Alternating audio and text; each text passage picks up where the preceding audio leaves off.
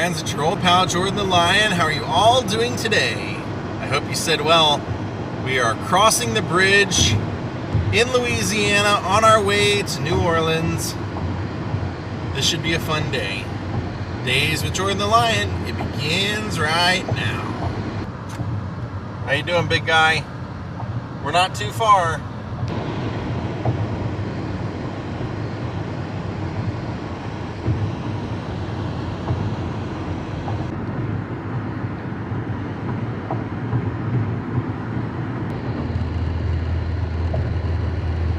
So what we're going to do today is, one of my favorite musicians was PARSONS, and kind of surprisingly, he's buried in New Orleans. He didn't really spend much of any of his life in New Orleans. So I'll tell you why he's buried out here and a little bit about his life once we get out here. I feel like I've seen just about everything connected to his life so far that you can see. I've been to where the room he passed away in, his childhood home. I've been in his childhood bedroom. Seen a lot, so this will be an interesting day.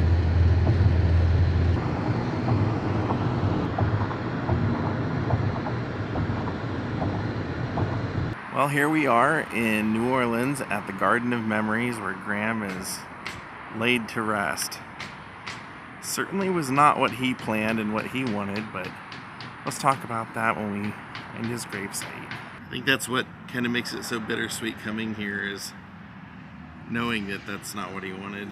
Oh, this is a nice one, this butterfly right here.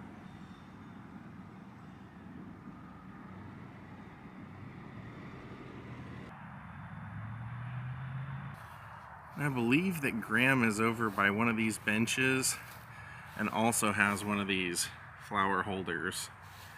Or at least that was the original gravestone. I think he might have a new one since. There's some controversy to that a little bit. I think he's right out here. Okay, it has definitely changed since the photo I saw. So you're gonna look for this Last Supper mural over here, and then this white bench over here by the blue faucet. Graham is right here. Appears they have done a really excellent headstone. I'm trying to keep my shadow out of it for you. This was not always the case. In fact, I believe the original one was right there, because it was a little small circular one that said God's own singer Graham Parsons. Wow, this is beautiful. Now, Graham was one of the most influential people in bridging country and rock music. It was when he joined the Byrds that happened. But his life was, though privileged in a lot of ways, completely filled with turmoil. And that's a lot of what led to the way he lived his life and the freedom he lived his life under. You can see there he was 26 years old. It says, another young man safely strummed his silver string guitar, and he played to people everywhere. Some say he was a star, but he was just a country boy. His simple songs confess, and the music he had in him so very few possess. From In My Hour of Darkness. Your soul lives on through your music. Your spirit lives on in our hearts. Graham his family life was interesting. His grandparents actually owned a very large orange field, and so they were big orange producers and had a lot of money in Winter Haven, Florida, and that's where Graham was born into. Now, his name wasn't Graham Parsons when he was born, it was Ingram Connors, and he ended up being adopted by his stepfather later on in life. But what happened was, when his dad Coondog married his mom Avis, they of course had Graham, and then they had another daughter named Baby Avis. So there was Big Avis and Little Avis. And one day, they say that Coon Dog was actually a war hero. He was a bomber pilot and had done like 50 missions. And when he came back, he was most likely suffering from post-traumatic stress, and it was never diagnosed. But he was a hard worker, and he loved his boy Graham so much. But one day sent Graham and Big Avis and Little Avis off on a train out of Waycross, Georgia, where they were living at the time. And after they left, he went and killed himself and left a suicide note recording, audio recording that only said, "I love you, Graham." So unfortunately, Graham's mother and father both had drinking problems. He would eventually have a drinking problem, and once his father was gone, the family moved back to Winter Haven, Florida, and a man named Bob Parsons, who lived here in New Orleans, went to Florida, ended up meeting his mother Avis, and they got married. So that's part of how Graham ended up here in New Orleans.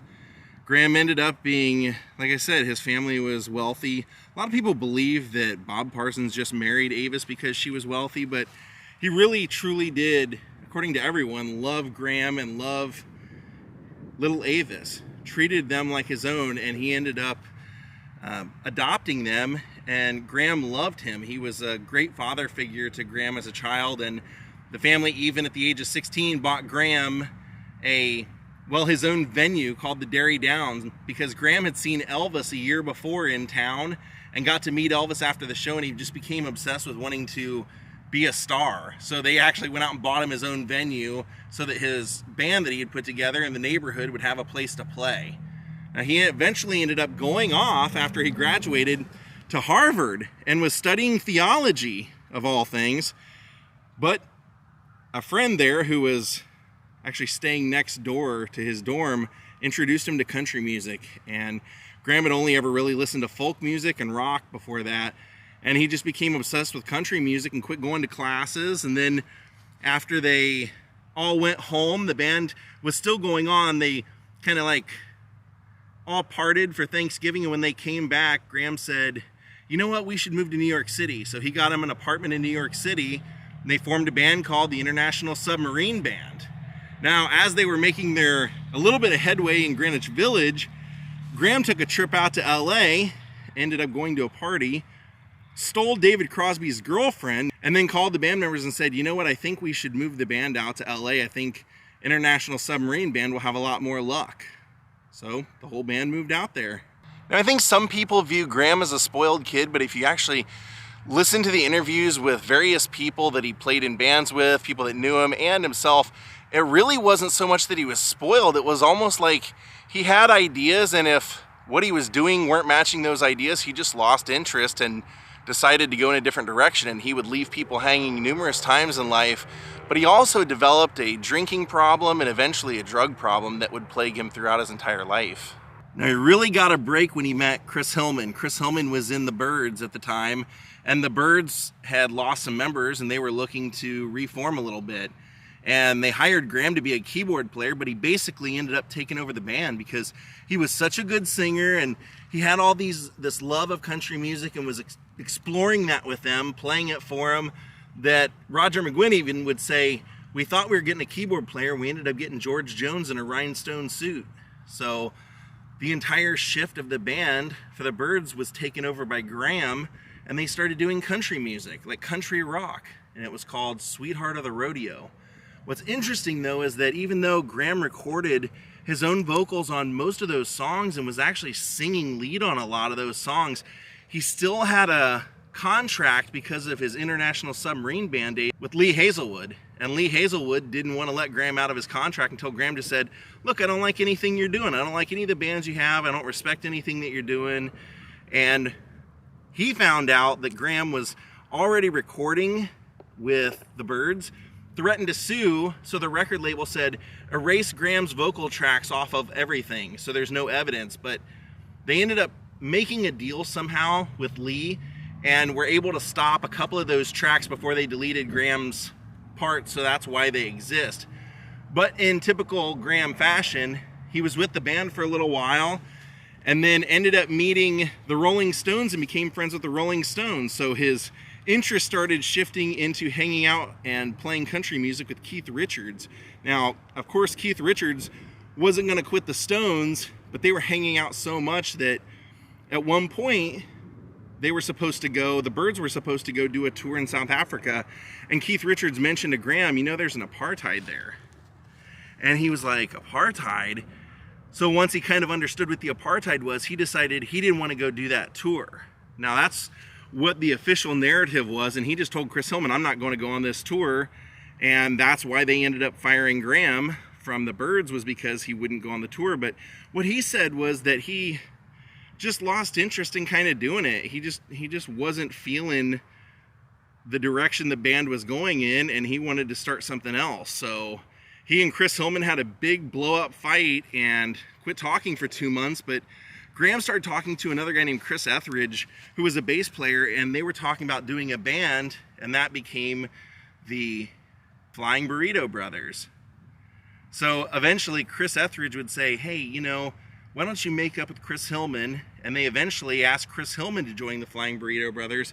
Now the issue with that was, even though the album was amazing that they recorded, Graham said when he heard it, he was kind of bummed because he didn't realize that Chris Etheridge wasn't really a country bass player and that he didn't really like the sound of it. And he said we ended up parting ways with him, found another player, but even that, I think we kind of rushed it. And by the time we put out the second record, I was just mentally not interested any longer. So he fell hard into his drinking and drugs, and it was at a time in his life where he wasn't making any music, and a lot of people said he was just hanging out with a bad crowd, didn't really understand much of what he was doing, and nobody really ever understood why he decided to get married, why they got married here in New Orleans. They didn't really know anybody. Most of the people that were the guests were his father, Bob Parsons, his stepfather, Bob Parsons' friends. And Bob, after Graham's mother had passed away, she died of alcoholism. It was said that he was going to the hospital even while she was dying and slipping her alcohol because she requested it. So a lot of people felt like maybe she had a hand in Graham's mother's dying. And then after his mother died, he remarried and married the babysitter for their child. So as you can tell, Graham had done a lot in his life. And in fact, a lot of the songs that you would hear on like Beggar's Banquet and things like that, that era of the Rolling Stones, were attributed to hanging out with him and jamming, Keith Richards and him jamming and coming up with those ideas together. And the band would even give him Wild Horses to record and release before they ever did it. It just ended up not being a hit, even though I think Graham's version is amazing.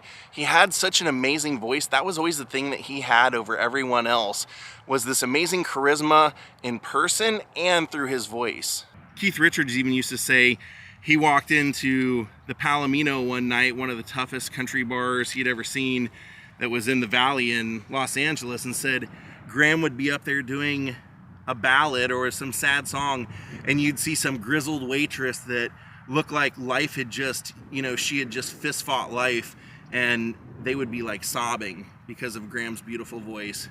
He eventually found luck and got a new deal. He was still having problems with, apparently he could kind of curb his drinking when he wanted, but a lot of times he didn't think it was a problem, so he just kept going. And I even ended up meeting, oddly enough, when I was doing a vlog in his death room at the Joshua Tree Hotel in, it was the Joshua Tree Inn out in Joshua Tree Desert. The night that I stayed there, there was a knock on my door. Nancy's daughter. And it wasn't the daughter that she had with Graham, it was her second daughter. And she just wanted to see the room, and we became friends. And then one day, while we were hanging out, she called her mother and let me ask her mother questions. And one thing that her mother said was that when she met Graham, he walked up to her and said, I've been looking for you for a long time, and I'm not going to let you go. And she said, I was in love at the time with David Crosby, and he was just mesmerizing. When he said it, I couldn't say no. And she used to say, she said, he would always tell me, I have to hurry up and do this. I have to hurry up and do that. And she said, I would say, what do you mean you have to hurry up? Like, where do you have to be?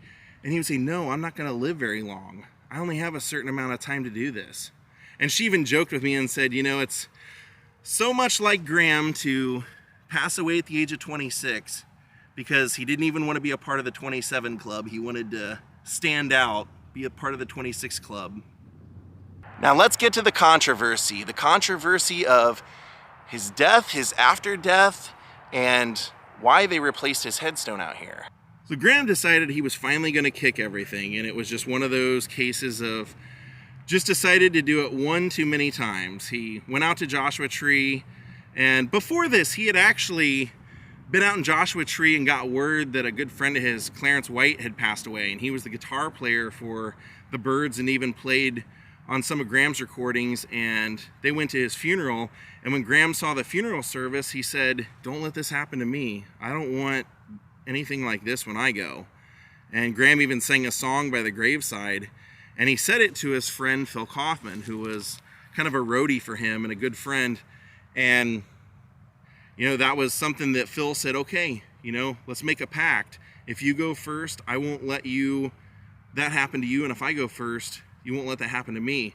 And so Graham had said, you know, what I want is, I want to be taken out to the desert and set my soul free. Just burn me up and let my soul blow out of my chest. So Graham went out to Joshua Tree one last time, and apparently had gotten involved in heroin towards the end and ended up doing heroin in room 8, or at least did it on the property, and then went to his room in room 8, where he ended up dying at the age of 26 years old. Now, when the family heard about it, it was actually his half-sister's birthday, so they didn't want to really tell her right away, but they knew that it was going to come out in the news and that she'd find out. So Bob Parsons ended up taking a flight out to Los Angeles in order to claim the body. And so he did that and then flew back here to New Orleans, where Graham's body was supposed to be flown out of Los Angeles International Airport. However, Graham's friend Phil went and borrowed a hearse, went to the airport with another friend of his, and went and told them that there was a change in plans and that Graham was actually supposed to be flown out of Van Nuys Airport, and that they were there to transport him for that flight. The person working there, I guess at the time they didn't have a lot of stolen bodies or anything, so it wasn't something they were looking out for, and they gave him a clipboard. He signed a fake name. I guess it was Jeremy Nobody, and they gave them possession of Graham's body. They put Graham in the back of the hearse, began driving out to Joshua Tree, apparently stopping at bars all along the way and toasting Graham, and then finally made it out to a spot out in Joshua Tree, unloaded Graham's casket, opened it up, doused him in 5 gallons of gasoline, and then set him on fire. Now apparently he didn't completely burn up, but the 2 guys left him where he was, and they took off. Of course, the body was found, everything was investigated, and oddly enough, when they sent Phil to trial, he didn't really have much of a sentence because they didn't have a real precedent for anything like this at the time. Now the family was deeply upset because obviously they didn't know about this pact that Graham had, and all they knew was that someone had stolen his body and burned him up, and now all they had left was 35 pounds of what was left and weren't able to do a ceremony like they wanted. So that was one of the things that had been kind of known, or Graham's name has been synonymous with, is this kidnapped body and being burned out in Joshua Tree. And I actually went out to the site where he was burned and everything in the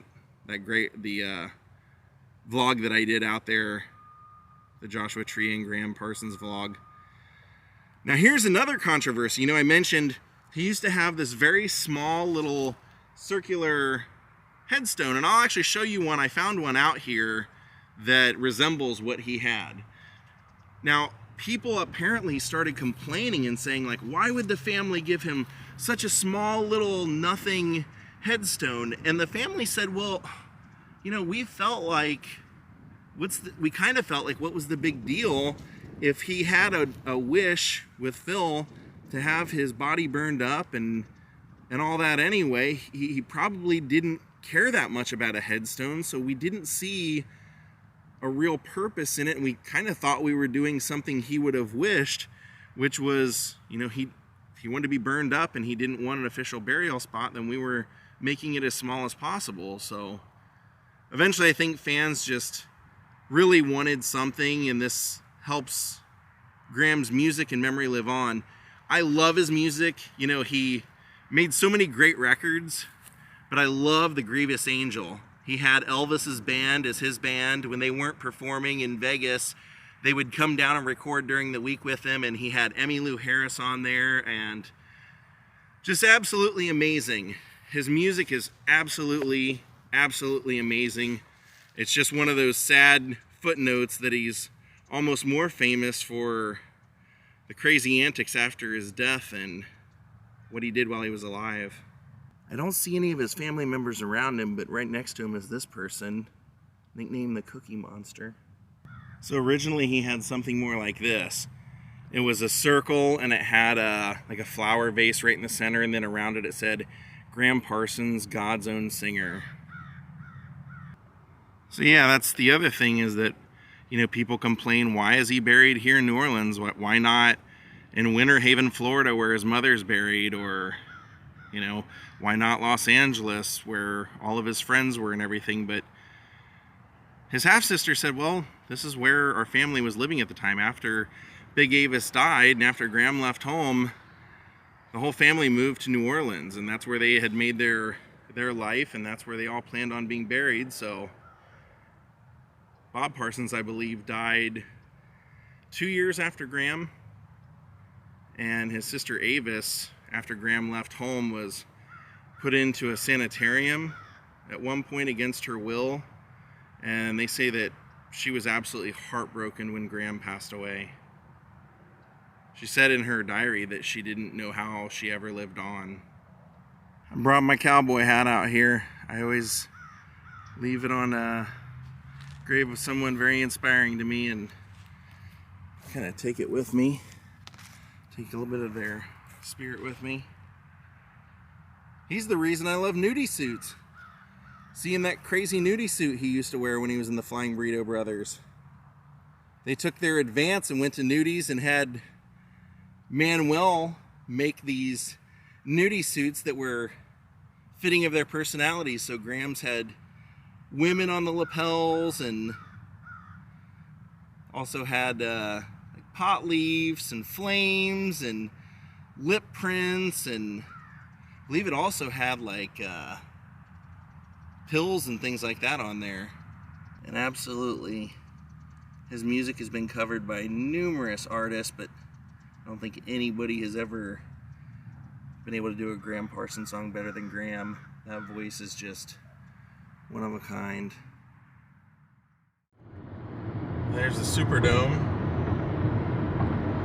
Well, my friends, we're going to call it a day. Thank you all for watching. We'll see you all next time from New Orleans. Have a great night, and goodbye.